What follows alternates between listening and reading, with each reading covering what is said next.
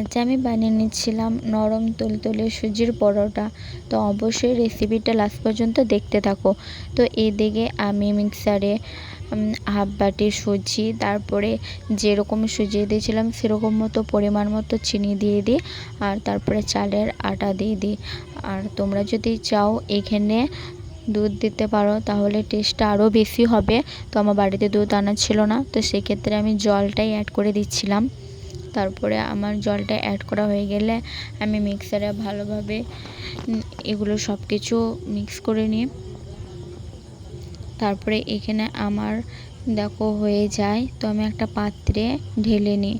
আর ঢালার পর দেখি আমার বাটারটা খুব সুন্দরই হয়েছিল।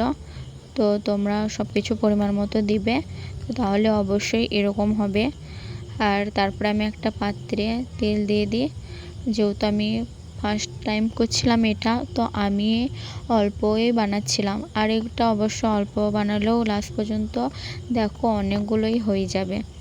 তো এক্ষেত্রে আমি তারপরে তেলটা হয়ে যাওয়ার পর আমি এটা দিয়ে দিই পাত্রে গোলভাবে চারিদিকে। আর এক দিকটা হয়ে গেলে আর এক দিকটা উল্টিয়ে দিতে হবে। আর এটা বানাতে তো আমার বেশিক্ষণ টাইম লেগেনি, জাস্ট 5 মিনিট লেগেছিলো।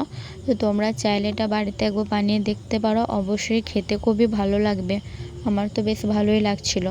তো এদিকে এক দিকটা হয়ে যাওয়ার পর আমি আর এক দিকটা উল্টিয়ে দিয়েছিলাম, আর এভাবে সব কটা করে নিই। আর দেখো এক কাপে মাত্র কতগুলো হয়েছে। তো তোমরা চাইলেও এগুলো ট্রাই করো। আর দেখো খুবই সুন্দর অ্যান্ড নরম সফট হয়েছিল, আর খেতেও বেশ ভালোই লাগছিলো আমার।